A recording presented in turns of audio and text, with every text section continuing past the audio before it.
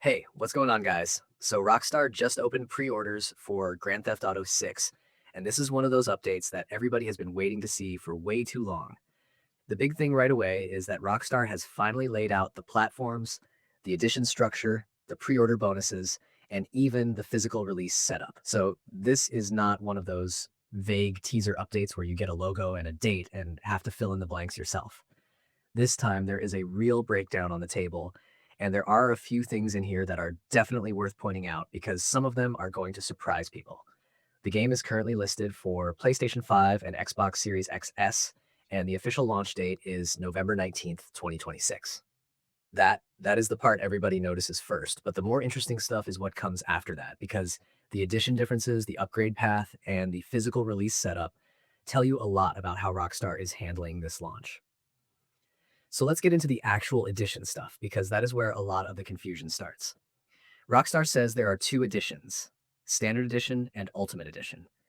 The Standard Edition is just the game itself, plain and simple. The Ultimate Edition includes the game plus the Ultimate Edition upgrade, and that upgrade adds a long list of bonus content tied into the world and story.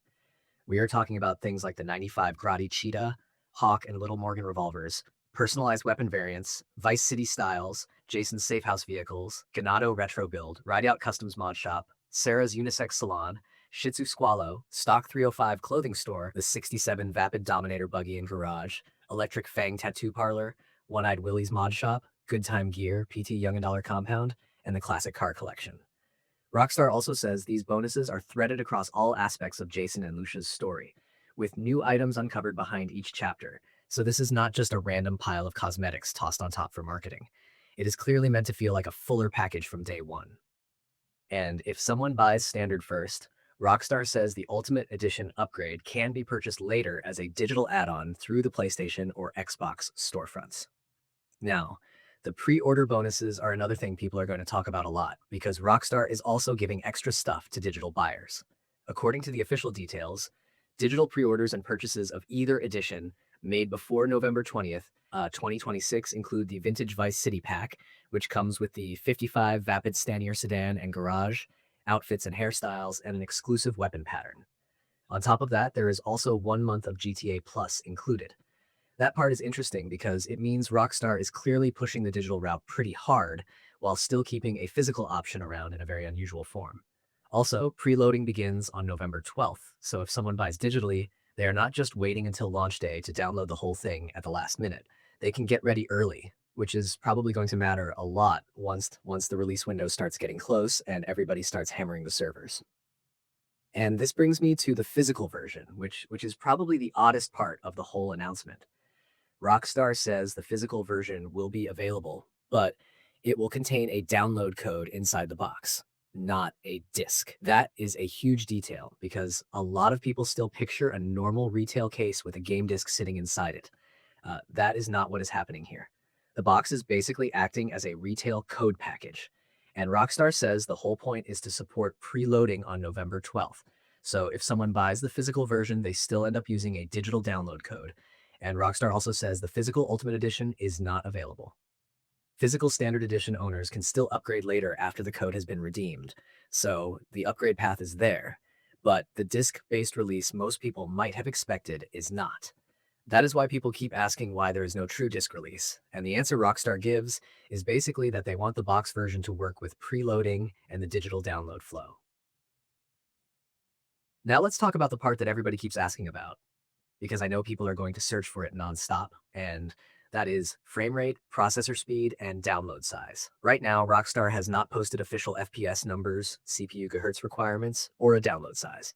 The current official information focuses on platforms, editions, physical and digital versions, pre-order bonuses, upgrade options, and the preload date, but it does not give any hard performance spec sheet for the game itself yet. So if you are seeing somebody confidently say it runs at this many frames per second, or it needs this exact gigahertz CPU, or the download is exactly this many gigabytes, that is not coming from Rockstar's official announcement. In other words, those numbers floating around are still guesses, unless Rockstar actually posts them.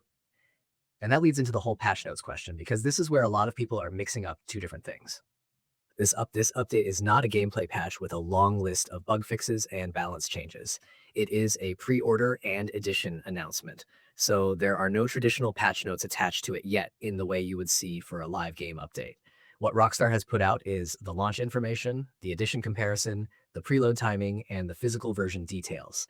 That is why the conversation around this feels a little strange if you go in expecting combat tweaks, mission fixes, or online adjustments. None of that is here yet because the game is not actually launched, and Rockstar has not published a gameplay patch note document for this announcement. The real news is the structure of the release itself, not a list of fixes. The thing I find most telling about the whole rollout is that Rockstar is clearly trying to make the digital and physical paths feel linked without pretending they are the same thing. Digital buyers get the cleanest path since they can pre-order, preload early, and get the bonus month of GTA Plus if they buy before the cutoff. Physical buyers still get a retail box, but inside that box is a code rather than a disc, which tells you exactly how Rockstar wants this launch to work. It is built around the digital download from the start. That also explains why the preload date matters so much here. If a game this big launched with a normal disc-based setup, people would still be downloading patches and day one data anyway. Rockstar seems to be saying, fine, let us skip the old expectation and build the whole thing around download timing, early install access, and storefront-based upgrades. Whether people like that or not is a different conversation, but that is the direction they are clearly taking.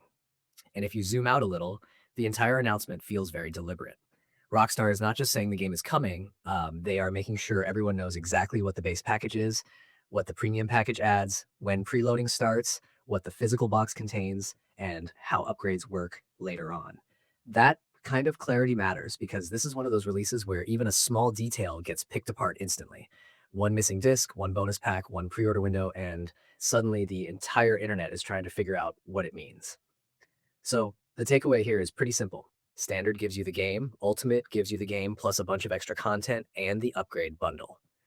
Digital buyers get the easiest path and the pre-order extras. Physical buyers get a code in the box instead of a disc.